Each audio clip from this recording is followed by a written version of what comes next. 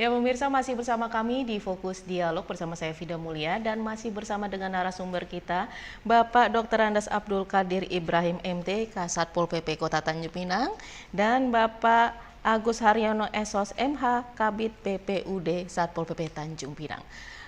Menyikapi dengan pertanyaan yang tadi sebelum segmen kedua ini Pak, Bapak menjelaskan tentang ruang lingkup dari ketertiban yang ada di Satpol PP, ada 10 tadi ruang lingkup, dan Bapak Akib juga menjelaskan bahwa Satpol PP ini kekurangan personil gitu.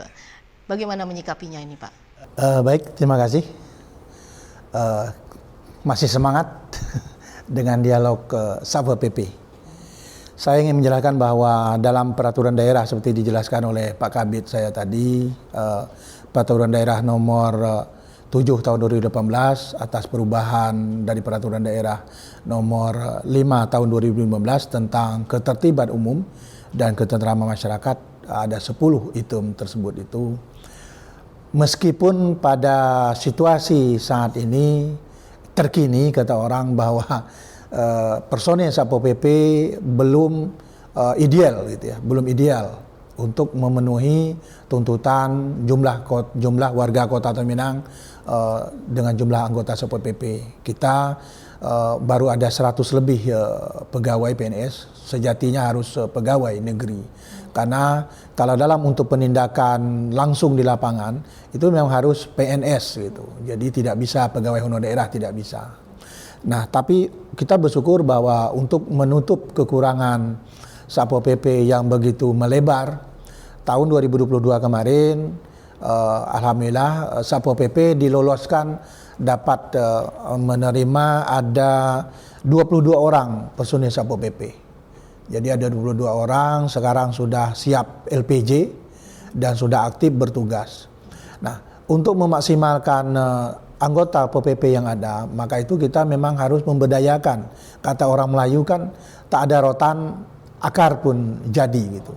Jadi dipade-padekan gitu. Dipade-padekan berarti bukan selambelewo gitu. Bukan sekedarnya, tapi kita mengatur sebenarnya berupa anggota Pol PP yang PNS dengan yang non PNS, bukan untuk dalam rangka diskriminatif gitu ya, tidak. Itu harus kita kombinasikan untuk melakukan patroli selama 24 jam itu. Jadi kita memastikan Tanjung Pinang itu pelayanan Satpol PP itu 24 jam. Jadi melakukan pemantauan seperti tempat-tempat yang disebutkan tadi itu. Tempat-tempat hiburan, tempat-tempat keramaian, tempat-tempat umum, bangunan-bangunan, itu semua terpantau oleh Satpol PP. Nah, karena kita memang tugas tanggung jawabnya sangat lebar, sangat luas, karena itu pastilah kalau hanya mengandalkan Satpol PP, apalagi dengan kondisi sekarang, tentu tidak dapat terjangkau semestinya. Karena itu peraturan pula yang mengatur ada sinergisitas, keterkaitan dan keterpaduan dengan OPD yang lain. Misalnya mengenai tertib jalan, tertib trotoar, tentu kita berkaitan dengan dinas perhubungan. Kita terkait di sana. Bagaimana kita akan menertibkan, misalnya belum lama ini saya mimpin langsung dengan Kasiop untuk menertibkan orang-orang yang parkir di trotoar Jalan Merdeka. Karena jalan itu sudah cantik, trotoar sudah cantik. Tapi kok penghuni ruko sudah diingat berkali-kali masih juga parkir sepeda motor di trotoar itu. Nah, ini kan tidak patut gitu. Harusnya memahami.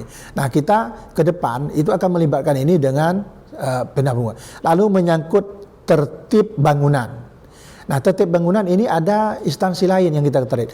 Kita terkait dengan Dinas PUPR, terkait dengan Dinas Perkim, terkait dengan PTSP perizinan. Nah, ini dia terkait. Nah, begitu juga dengan penimbunan. Tadi kan ada penimbunan, kan banyak orang nimbun karena Tanjung Pinang kan ada kawasan bantaran sungai yang bisa dimanfaatkan lalu ditimbun. Nah, kewenangan penimbunan itu ada di pemerintah pusat, tetapi ini kan melibatkan Dinas Lingkungan Hidup. Nah, kita bersinergi dengan Dinas Lingkungan Hidup. Tapi kita mesti terdepan memantau itu. Termasuk saya, misalnya kemarin 2 hari yang lalu, saya melihat ada suatu kawasan ditimbun orang, saya foto dan saya kirim ke Kabid, Trantip untuk segera dipantau. PPNS nanti turun ke lokasi memantau itu, dan kalau ada pekerjanya kita cari siapa pemiliknya, dan itu tugas kita adalah menghentikan penimbunan itu kalau dia tidak ada izinnya. Nanti lebih lanjut kita berkoordinasi dengan Dinas Lingkungan Hidup.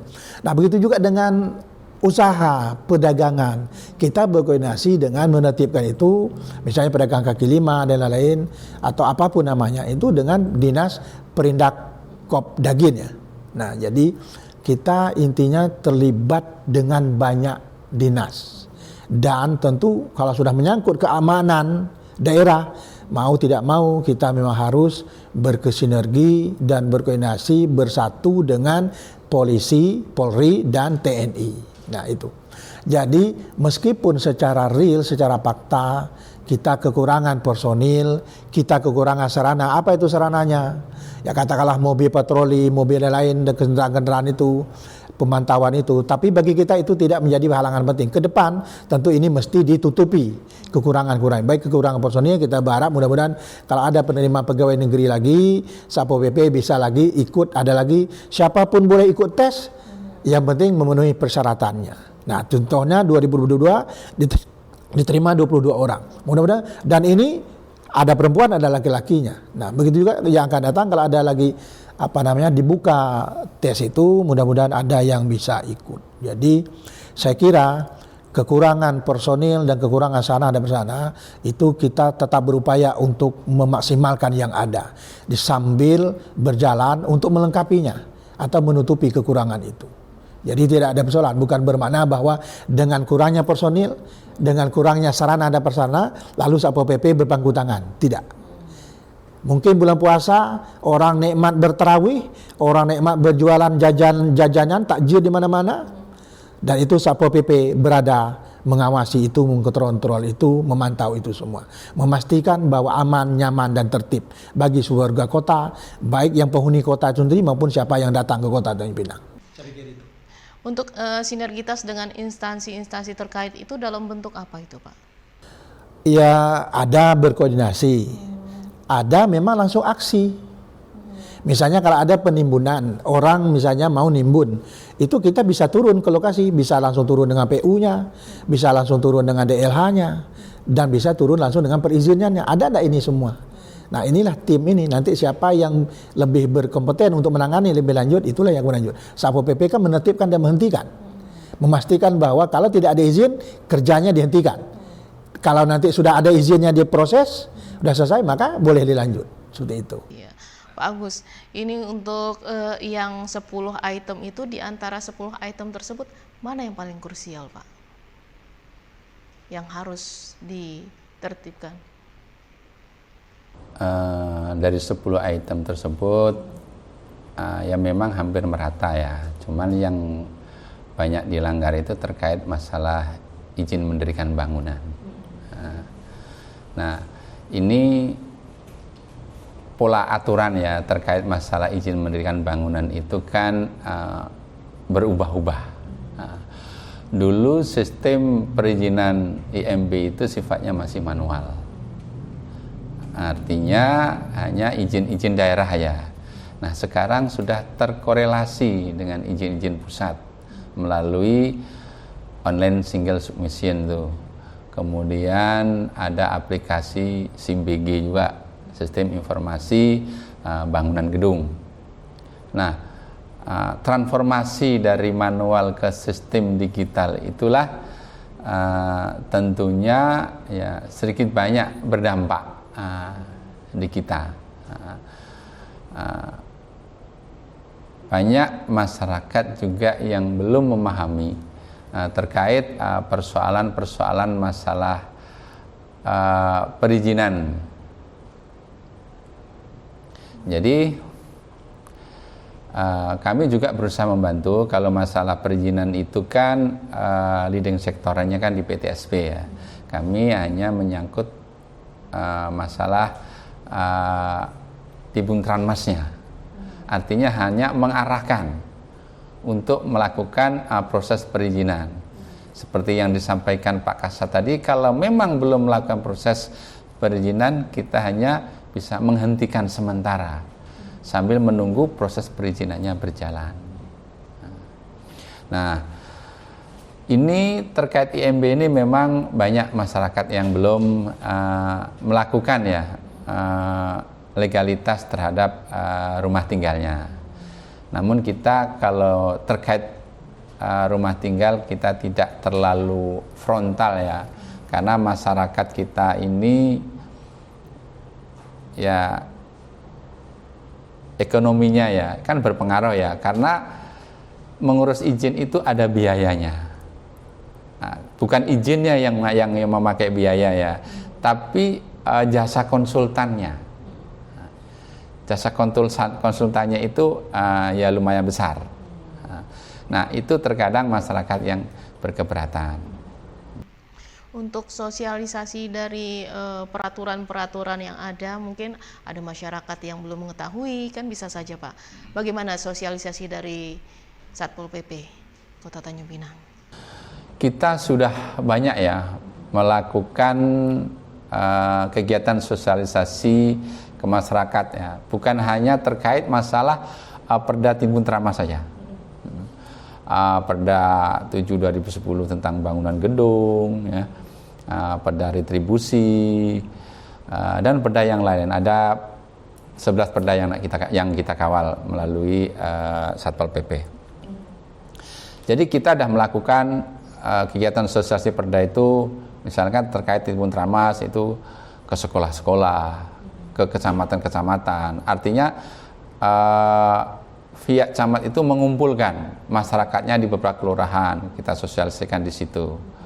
Kemudian sekolah-sekolah mungkin terkait masalah aturan-aturan jam belajar. Nah, itu juga kita berikan edukasi kepada para pelajar. Kemudian melalui media, baik media elektronik, radio ya, kita juga punya website ya, Facebook, lagi IG ya, kita juga melakukan itu. Di samping itu juga sebenarnya kalau terkait masalah sosialisasi peraturan daerah, sebenarnya peraturan daerah itu sebelum ya diketok itu sudah disosialisasikan kemasyarakatan.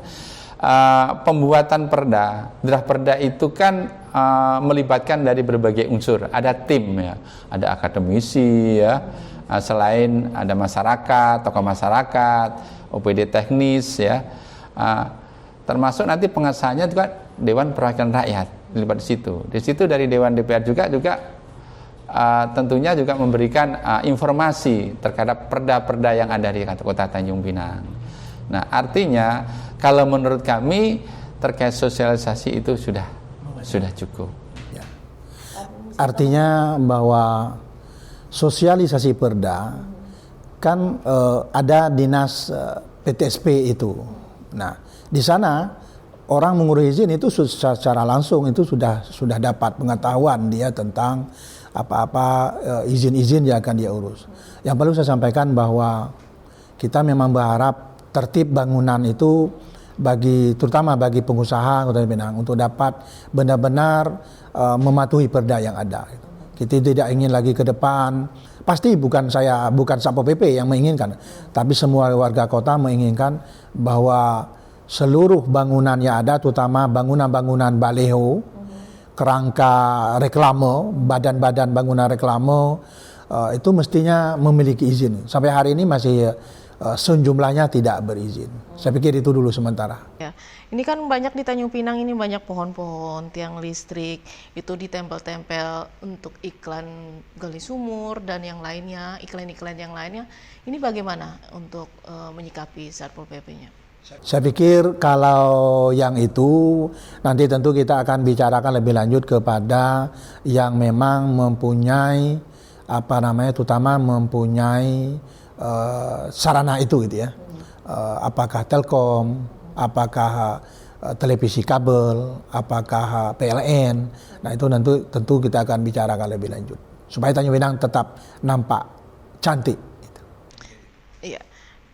Dalam setahun ini ada berapa laporan yang diterima Satpol PP ini untuk terkait permasalahan ketertiban umum, Pak? Saudara, kita akan hadir sesaat lagi untuk menjelaskan pertanyaan tadi. Tetaplah bersama kami.